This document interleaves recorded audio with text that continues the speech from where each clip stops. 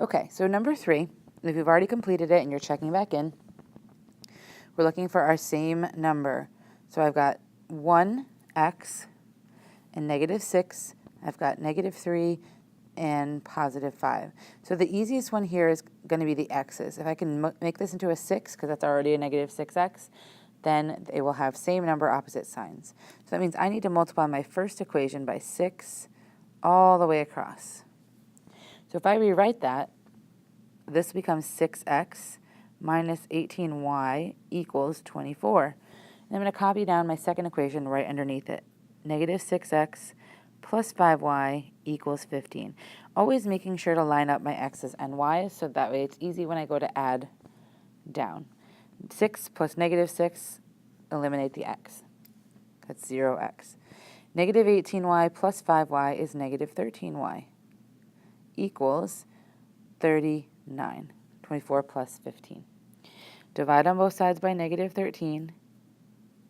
Y equals -3. Now I'm going to substitute that back in to find x.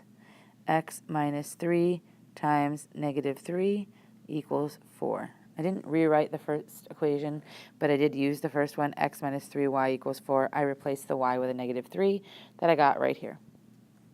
So do my multiplication. -3 times -3 is +9.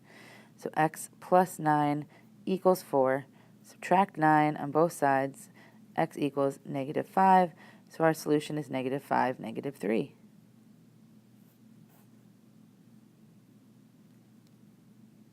If you're going too quickly, feel free to stop at any time, but you should already be doing these ahead of time, so you should be just checking back quick to see if you did them correctly.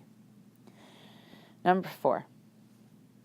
5 and 15 are close to each other, but not the same.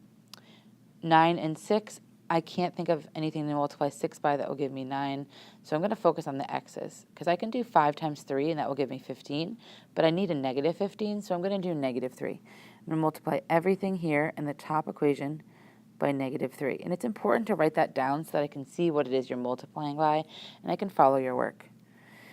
So if I recopy my equations, -3 times 5 is -15x. -3 times -9 is going to be +27y equals -3 times 30, which is -90. Then I'm going to copy down my second equation exactly how it is. 15x minus 6y equals -15. Now I'm going to go ahead and do my addition. -15 and +15 snows, those are going to eliminate out. 27y plus -6y is going to be 21y equals -90 plus -15 is -105. I'm going to divide both sides by 21 to get that y by itself. So I'm going to pick up my calculator. -105 divided by 21 is -5. So y is equal to -5. Now I want to substitute that in, figure out x. 5x minus 9y equals 30. 5x minus 9 times -5, because I'm going to substitute this in for the y, equals 30. 5x plus 45, because a negative times a negative is a positive, equals 30. Subtract 45 on both sides. 5x equals -15. Divide by 5. I'm going to do this over here. Divide by 5 on both sides. X equals -3. So our solution for this problem is -3, -5. Make sure you put the x first and then the y. Okay, on to number 5. I have -7 and 14. I know if I double this, it'll become -14. That's a definite possibility. I also know this is -1y and this is +10y. I can multiply this by +10 and it will become -10, and then these will cancel out. So I have a real choice here. I can just choose whichever one is more comfortable for me. I like to multiply by a smaller number, so I'm going to choose to multiply the top equation by 2. I'm going to write down my 2 above each one so I don't forget to do it. I'm going to go through now. -14x minus 2y equals -2. Copy down the second equation, 14y plus 10y equals 10. And now I'm going to add them together. -14 and +14 are going to cancel out and be 0. negative 2y plus 10y is going to be 8y equals negative 2 plus 10 is 8. Divide both sides by 8, and we get y is equal to 1. Now to find x. Negative 7x minus y equals negative 1.